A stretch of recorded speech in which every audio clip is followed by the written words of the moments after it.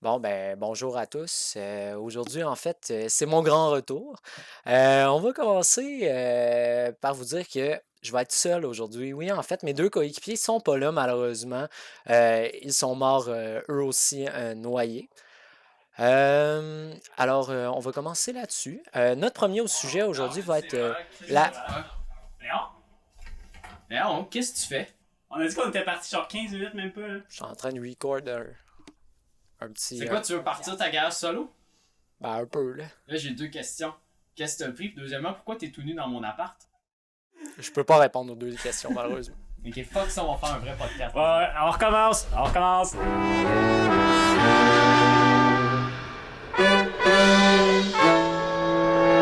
Take my whole life too, 'cause I can't help falling in love with Marcel. Nice. C'est une chanson qui est dédiée à notre client préféré, Marcel. Brrr. Donc, bonjour tout le monde. On est à notre cinquième podcast. Et aujourd'hui, on va commencer en parlant des gens que je pense que plusieurs personnes connaissent. Ça s'appelle les influenceurs. Mais en fait, c'est pas mal ça qui le définit, c'est que les gens les connaissent. Ouais, sont très connus. C'est ça, c'est là-dessus qu'ils misent. C'est pas mal juste ça qu'ils font, être Puis- connus. Puis en fait, c'est des gens qui vont faire des vidéos, des trucs sur aucun contenu, sur leur vie de tous les jours. Puis, allez, on va pouvoir peut-être nous faire une petite définition. Là. Ouais, pour la définition exacte, en fait, un influenceur est une personne qui, par son statut, sa position ou son exposition médiatique, est capable d'être un relais d'opinion influençant les habitudes de consommation dans un but marketing. Donc, Voilà. c'est exactement ça.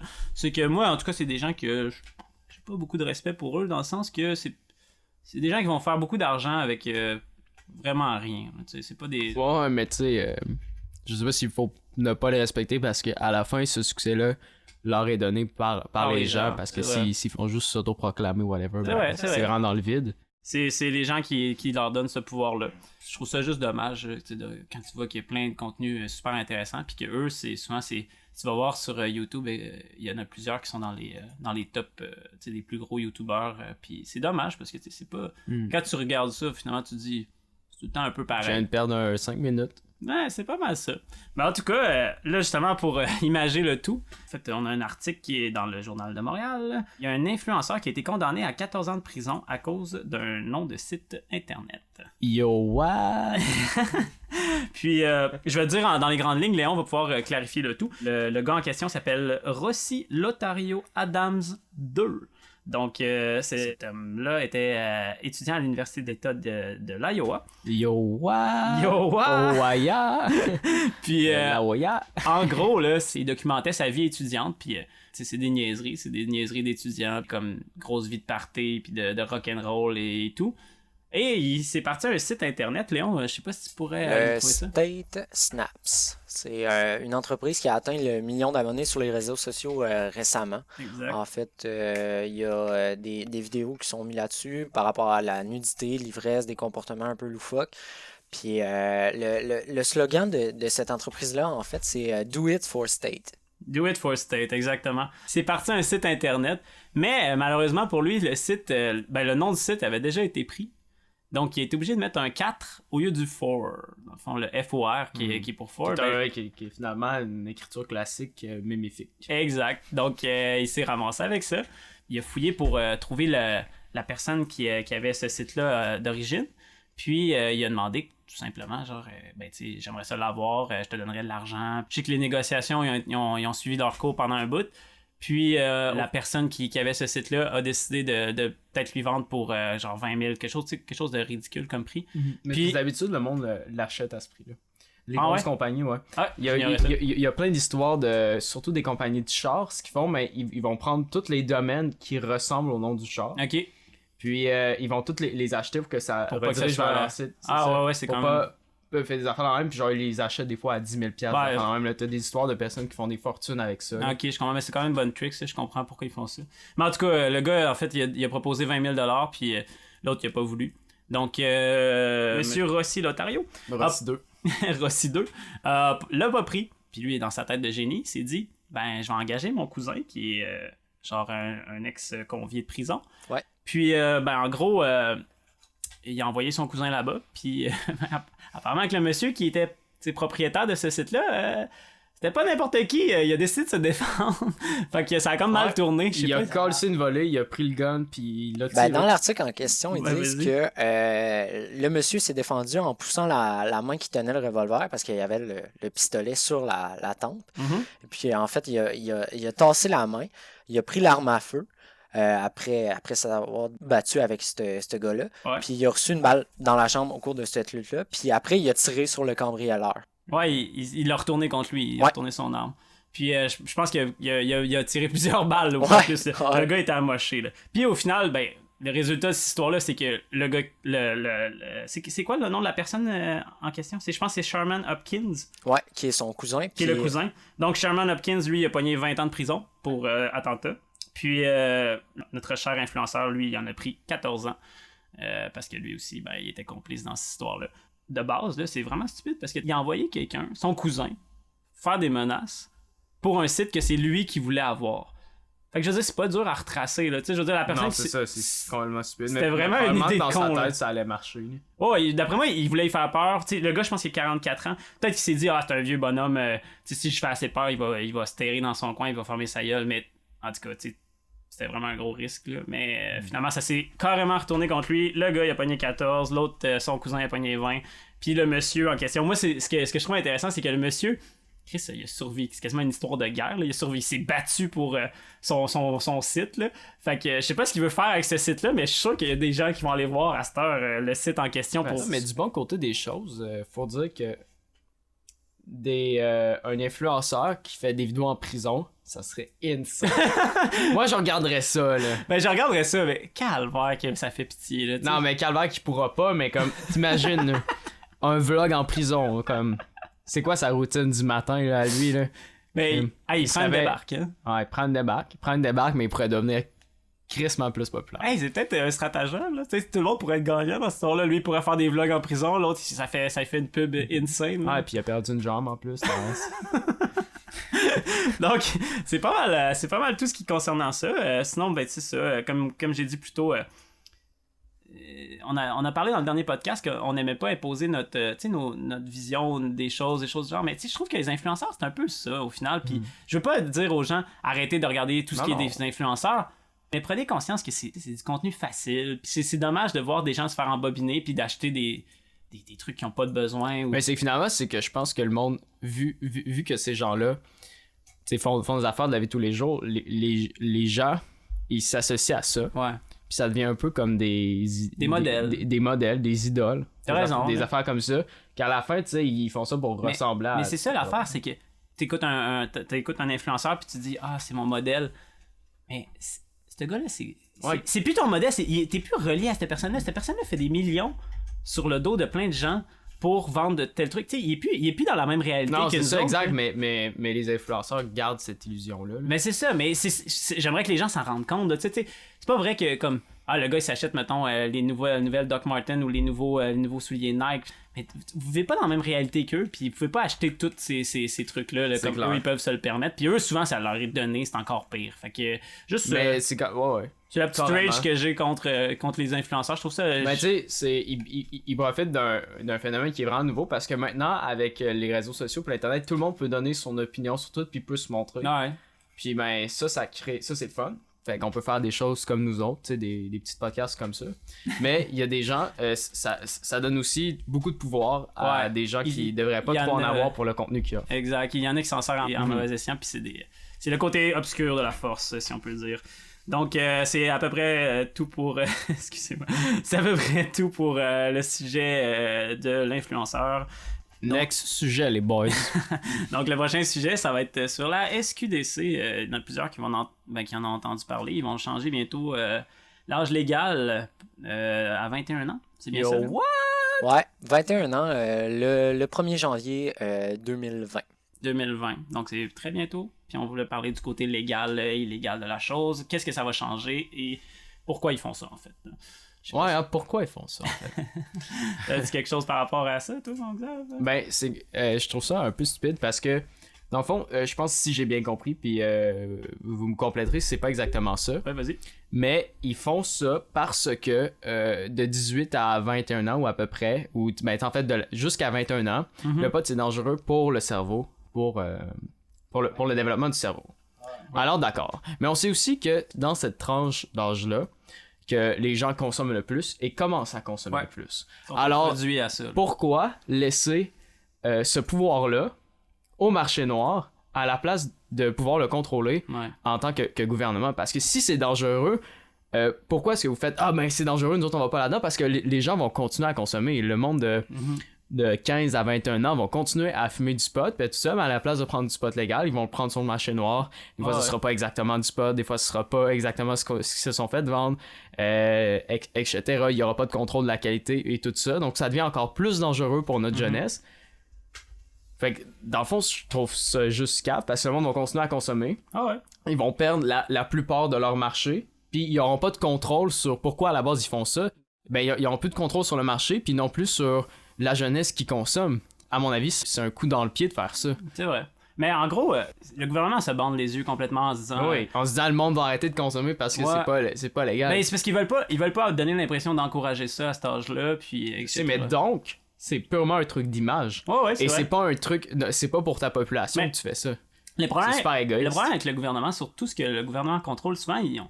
Comment je dirais ça? Ils sont trop distants du client, genre de la personne qui vont consommer. Ils comprennent pas vraiment les enjeux ou la réalité de ce que c'est les gens, les consommateurs. Puis souvent, ils vont créer des lois, des bases qui sont irréalistes. Là.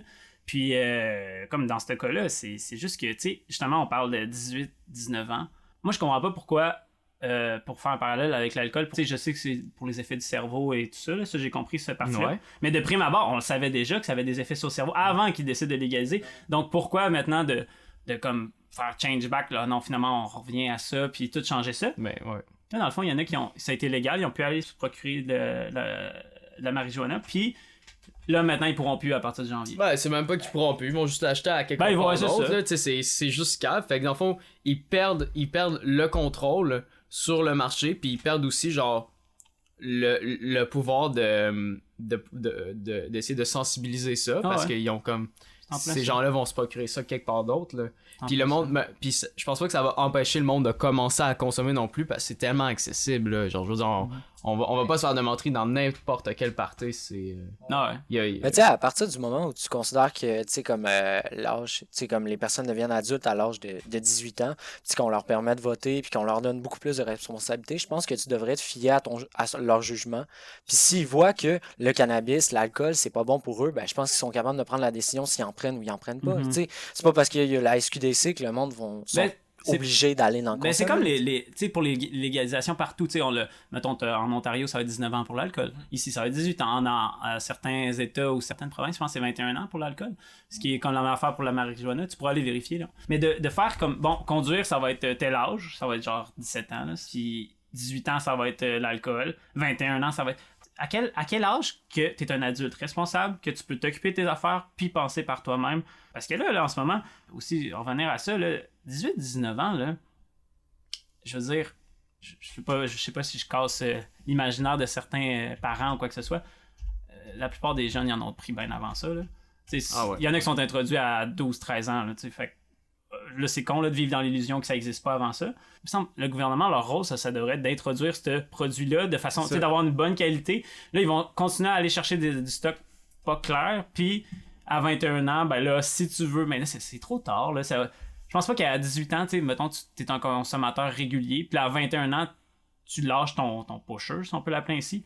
Tu retournes avec le gouvernement. Là, non, là, ils vont perdre du monde. Ben, ils vont perdre leur clientèle, fait que déjà juste d'un point de vue économique, mais ça, on s'en crisse. Le but c'était de contrôler ce marché-là, puis là ils vont perdre le contrôle. Exact. Ben, en gros, ils l'échappent. Je pense que depuis que la SQDC a commencé, c'est pas glorieux là, à date. Là. T'as beaucoup de. Il y a des gens qui se plaignent ou des gens qui trouvent que c'est trop cher, que le service n'est pas bon, les points de vente sont pas appropriés. Je veux dire, au Québec, le problème, c'est qu'on y était tellement. Comment je dirais ça? On a tellement été hésitant de légaliser la marijuana qu'on dirait qu'on voulait pas vraiment le faire, puis que tu vois que c'est pas l'implication est pas là. Ben, selon Vas-y. les sondages, en fait, tu sais, comme on était la province la plus réticente, Ouais, c'est vrai. tu sais, par rapport à ça, tu sais, toutes les provinces n'avaient pas vraiment peur, puis tandis que le Québec était très réticent à légaliser à l'âge de 18 ans, puis Je trouve ça étonnant, ça, par exemple. ouais, ben je parenthèse, pourrais sortir les statistiques. tu pourrais aller regarder ça, parce que je trouvais ça étonnant. À la base, tu sais, on est souvent reconnu pour l'alcool. Ils vont dire que Montréal, c'est une des villes les plus wild au Canada. Puis c'est quand même drôle de savoir que pour la Ligue. Oui, vas-y. Ouais, Guillaume. ben aussi, tu sais, comme la consommation d'alcool, 21 ans, ça s'applique dans aucune des provinces, mais 19 ans, c'est dans toutes les l'Ontario. provinces, sauf l'Alberta, le Manitoba puis le Québec. Ok. C'est les 3 seules provinces. C'est juste aux États-Unis. Ouais, que mais 21. sans avoir l'air genre d'un complotiste ou d'un affaire de même, là, on dirait vraiment un move pour se faire réélire. Là. Je veux comprendre, mais comme clairement qu'il y a une peur dedans, qui est surtout chez les personnes probablement âgées, peut-être. plus âgées. Puis Ouais. c'est ces personnes-là qui. Mais je pense que c'est les parents votent. qui étaient préoccupés. Là. La marijuana prenait trop d'espace dans le paramètre scolaire, puis que leur consommation augmentait, puis que ça créait une problématique. Mais Mais de ça bord, règle mais rien. repousser l'âge, je vais non, régler. ça règle pas ce problème-là. On dirait vraiment que c'est Mais c'est ça, mais c'est juste une mesure pour faire à la population. Hey, check, on fait de quoi, Ouais. mais genre, ça. C'est Ben, juste du vide. Ben, c'est juste du vide. Mais pour Trudeau, c'était quand il a voulu être élu, c'était là-dessus que ça reposait, là, la jeunesse puis la légalisation de la marijuana, c'est ça qui a aidé ses élections à la base. Là. Puis là, tu vois encore que c'est encore utilisé de façon électorale. C'est comme ça. Donc, je peux lire peut-être un segment là-dessus. Là. Le gouvernement de la CAQ, dans le dossier du cannabis, a une attitude paternaliste, une attitude qui n'est pas appuyée sur la science. La CAQ regarde les jeunes Québécois de haut dans le dossier du cannabis, se comporte comme un vieux mononcle qui pense mieux savoir que ce qui est bon pour eux. Ça, c'est des propos de Gabriel Nadeau-Dubois. Ça revient un peu à ce que tu as dit, je pense. Ouais. C'est vraiment, comme ils disent, c'est un vieux mononcle ou un père qui pense savoir le bien pour ses jeunes. Ah, mais ils se font juste se tirer dans le pied parce que ça va régler aucun problème si c'est pas pour les empirer, puis eux autres, ils vont perdre du contrôle. Fait que, guys, si vous avez 18 ans, courez à SQDC. C'est le temps, là, c'est le temps, là, dévaliser la SQDC. Puis après ça, ben, ça va être ça. Mais, Ouais, mais à partir de 20, à partir du 1er janvier, c'est pas juste, tu sais, comme t'as pas le droit d'en acheter, mais t'as pas le droit d'en consommer. avant Ouais, 21 mais ans. est-ce que Ah, ok. tu sais, C'est la merde. non, mais ça, c'est une joke, là, tu sais, je veux dire. Mais j'avoue, hein, c'est Ah, calme. c'est vrai. Bon, Mais mais. tant que j'y pense, là, t'en achètes avant. Mais tu peux Fait que faut tout tu consommes avant le 1er janvier, faut que tu te dépêches à tout consommer parce que sinon t'es plus légal, genre. Hey, guys, on se fait un gros turn-up à soir. Mais au final, là, il aurait dû juste il aurait dû juste penser à ça avant de légaliser tout, là. Tu sais. Puis oubliez pas la gang, dès samedi, en fait, il sera interdit de fumer de la marijuana dans les lieux publics du Québec. Ouais, mais ça, on s'y attendait un peu que ça allait arriver, là. Ouais, mais j'avais pas vu la deuxième section de l'article qui disent le député libéral André Fortin a rappelé que plusieurs experts en santé publique ont prévenu le gouvernement des effets néfastes d'un resserrement de l'encadrement du pot.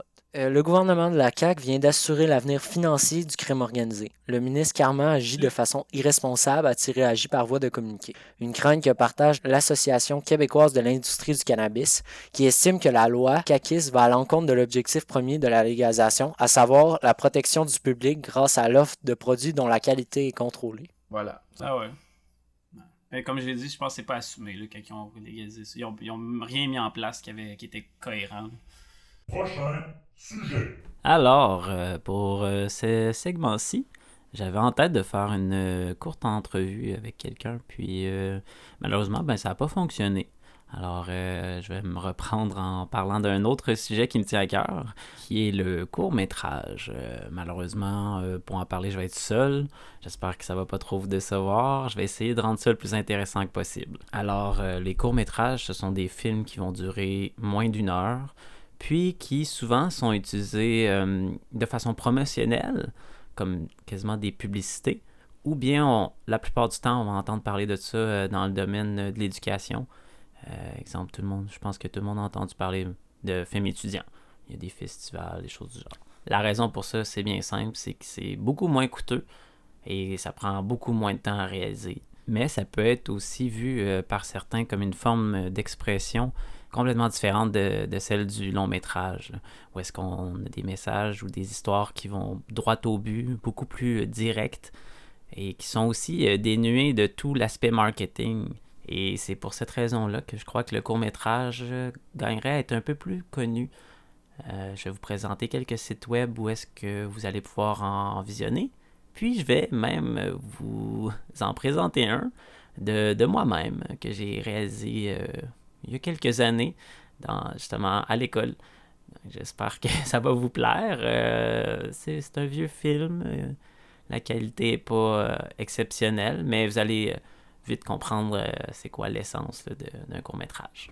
Alors, je vais tout de suite commencer avec un site web que beaucoup de gens connaissent, Tout.tv, qui est en fait Radio-Canada. Puis ce que j'aime bien avec Tout.tv, c'est que il y a plusieurs courts-métrages québécois ou aussi des courts-métrages d'animation. Et pour ce qui est de l'animation, c'est assez fréquent, étant donné que c'est long et très coûteux en général faire un cinéma d'animation. Puis ça demande de l'implication de plusieurs personnes. Mais ce que j'adore avec ces films-là, c'est que le côté artistique, est, comme les avenues sont infinies. On en voit de toutes les sortes, de tous les thèmes. Puis très souvent, c'est assez réfléchi comme film. On peut penser justement aux shorts de Pixar qu'on peut voir avant chaque gros film. C'est des shorts super intéressants à regarder. Et c'est fait par les jeunes de chez Pixar, les jeunes qui viennent juste d'arriver dans l'industrie. Alors c'est comme un moyen de se pratiquer avant de s'attaquer aux gros films. Et ensuite, on en a un autre que j'aime bien qui s'appelle Short of the Week. Celui-là, il est en anglais, mais ça devrait pas vous arrêter. Franchement, c'est un super site web. Ce qui est bien avec celui-ci, c'est que les thèmes sont très bien divisés. On peut vraiment choisir ce qu'on préfère. Et puis on en a pour vraiment tous les goûts. Là. Ce site web-là, il va souvent chercher ces films-là carrément sur YouTube, parce qu'on peut voir même le lien à chaque fois qu'on clique sur l'un des films. Puis ça m'amène justement au prochain, YouTube. YouTube, c'est une grosse source de films d'animation, de courts-métrages, de toutes sortes de choses. C'est juste que c'est plus difficile de faire du tri. Mais tu sais, en gros, là, YouTube, c'est un peu une genre de grosse compilation de courts-métrages puis de petits films de toutes les sortes de budgets. Alors, je vous invite à naviguer sur YouTube puis en rechercher quelques-uns. Là. Mais pour ceux qui vont préférer visionner ces films-là en salle, il y a toujours moyen d'aller les voir lors d'un des festivals de la province de Québec. On a évidemment le Festival Fantasia, qui est très réputé, qui se trouve à Montréal. Il y a une bonne sélection de films de courts et de longs métrages, si c'est ce que vous préférez. Et c'est toujours plaisant d'y aller. Sinon, on a aussi le Festival de cinéma de Québec, qui va toujours être dans les environs du mois de septembre, puis qui lui aussi est super le fun. Puis ce qui est le fun avec ce festival-là, c'est qu'il y a plein d'emplacements. On se promène partout. Si vous venez pas de la région de Québec, là, c'est super agréable de passer quelques jours pour aller voir ces films-là. Et il y a aussi également le FFEQ, qui est le Festival du film étudiant de Québec. Là, on peut trouver toutes sortes de trucs super intéressants, puis aussi on peut encourager nos jeunes réalisateurs dans leurs projets. Le FFEQ n'est jamais exactement au même endroit, mais je vous invite à visiter leur site web, le ffeq.ca, puis vous allez trouver toutes les informations dont vous avez besoin. Sur ce, trêve de bavardage et allons visionner cet excellent film qui me fait plaisir de vous présenter. Alors j'inviterai les gens, pour ceux qui font juste écouter le podcast, je vous inviterai à apporter une attention à l'écran pour regarder ce petit film-là. Vous allez voir, ça dure à peine 5 minutes. Et comme je l'ai mentionné plus tôt, attendez-vous pas à une très grosse production. J'espère quand même que ça va intéresser quelques-uns d'entre vous. Par la suite, on parlera de ce que c'est que de tourner un film de court-métrage, puis on va revenir sur le film. Alors, bon visionnement!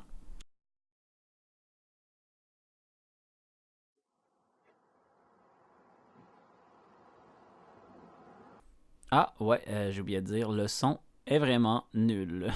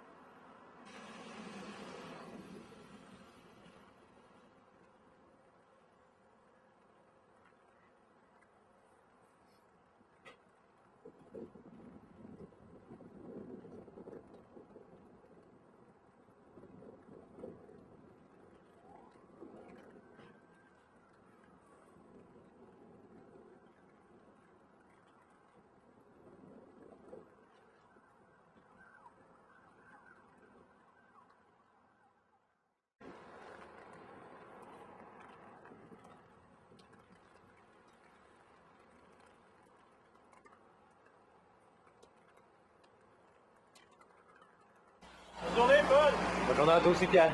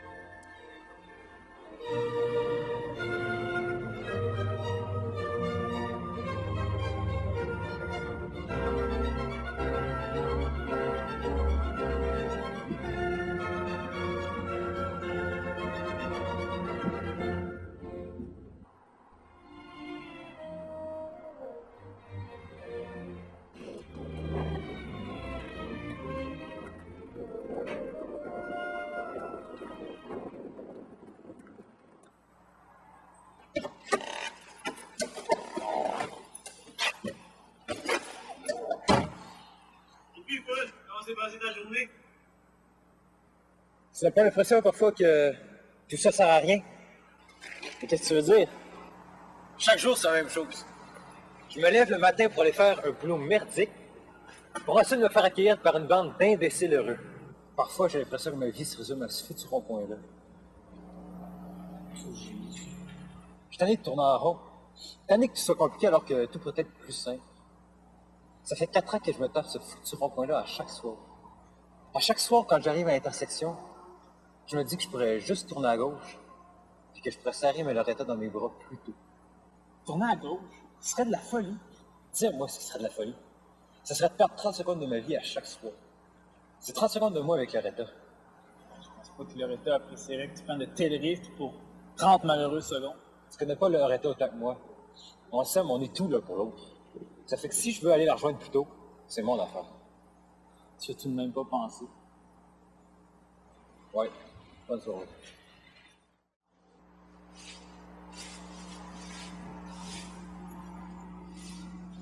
Hey! C'est pas belle Loretta? Hey, Paul! C'est pas une niaiserie, hein? Hein, Paul?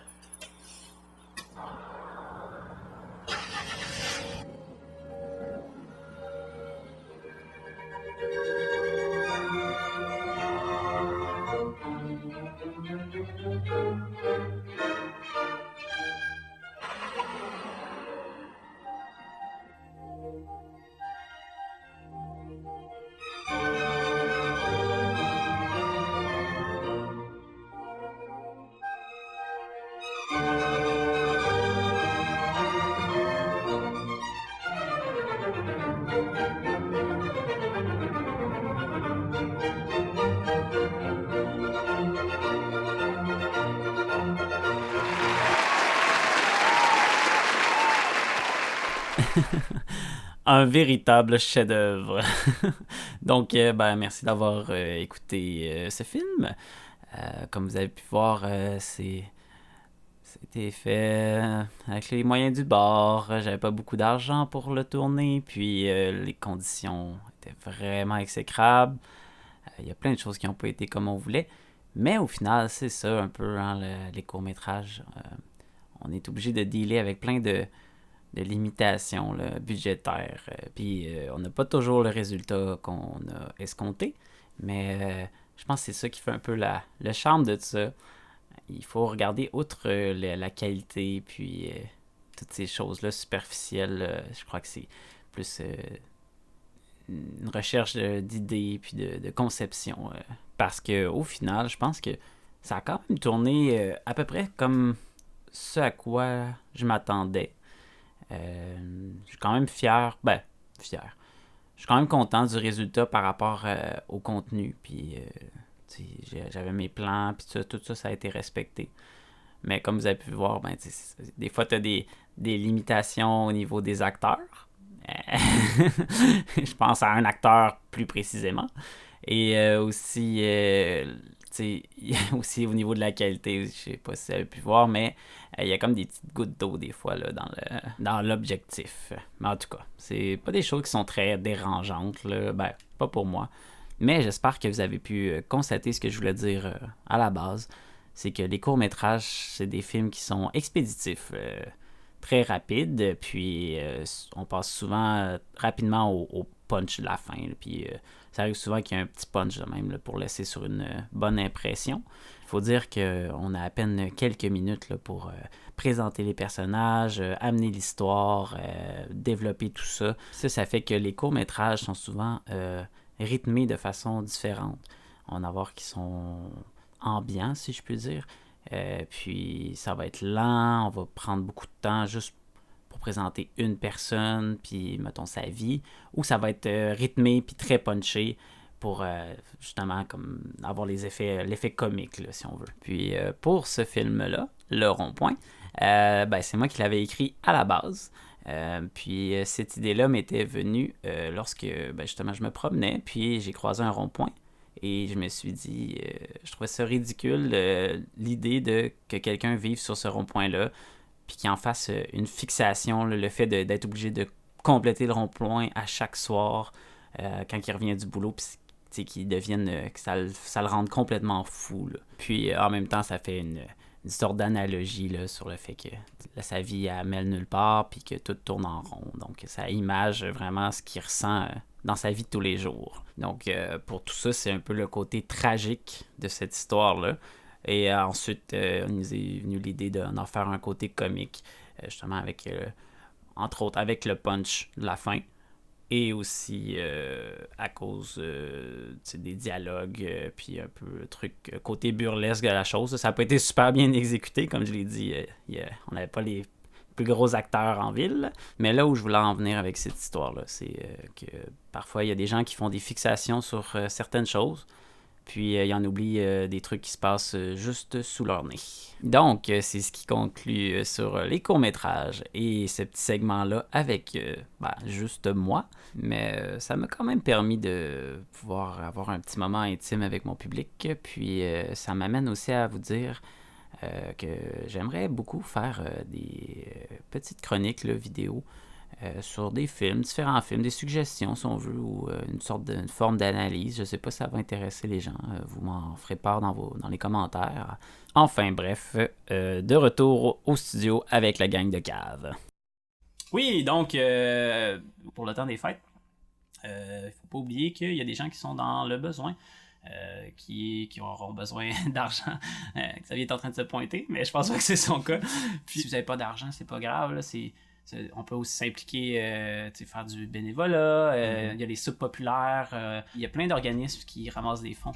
Puis moi j'aimerais m'impliquer dans une des causes-là pendant le temps des fêtes. On va essayer de trouver une journée là, où on pourrait faire justement une soupe populaire et aider un peu. C'est bon pour l'âme, là, ça fait du bien d'aider les gens, puis de juste... C'est pour eux, mais c'est même pour soi, ça fait du bien, de voir que en tant que communauté, on s'entraide. On vit dans deux mondes, là, nous autres, on a notre confort, puis on oublie que t'as des familles qui sont dans la pauvreté, qui ont besoin de soutien.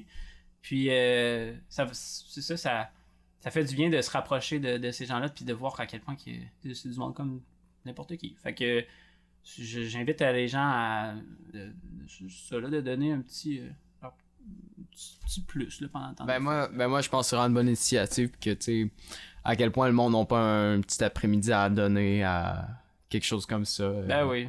L'école est finie, on est en vacances, tout ça, on peut prendre une pause de party. De toute façon, vous pouvez pas consommer de pot avant 21 ans. C'est vrai. Fait que allez donc à la soupe populaire à place. Allez bien battre les aider au pire. Ça leur fera pas de mal. Là, puis Allez bien battre. Mais tu sais, c'est ça, c'est ce qu'on conclut le tout. En tout cas, nous, on va y aller. Nous, on va y aller. On va se trouver. Au pire, même, je pense que si on se met d'accord sur une journée, on mettra ça sur Facebook si vous voulez nous rencontrer. Hey, rencontrer la belle gang Xav et Oli. Puis genre Léon. Pensez-y, là, ça va être malade. Puis c'est pas mal juste ça, là. En fait, je voudrais terminer sur un proverbe. Quand chacun s'aide, personne ne se tue. Ok. Moi aussi, j'en ai un autre. Vas-y. Il faut regarder le soleil de face pour que l'ombre soit derrière soi. Je vais te comprendre encore. Ok. Merci. Mais ben c'est ça, c'est ce qui finit sur notre podcast numéro 5. Puis qu'est-ce qu'il y a, Léon? Ben moi, je veux juste vous dire que je viens d'avoir une nouvelle note de session. Puis en fait, j'ai eu 29 sur 60. Ce qui donne 48,33%. What the fuck? Qu'est-ce que t'as fait? Fait que c'est ça. Puis ben, passez une excellente... Qu'est-ce que t'as crissé? Ok. À la semaine prochaine. À la semaine prochaine, les amis. Merci, au revoir. Au revoir. What the fuck, c'est vrai, là?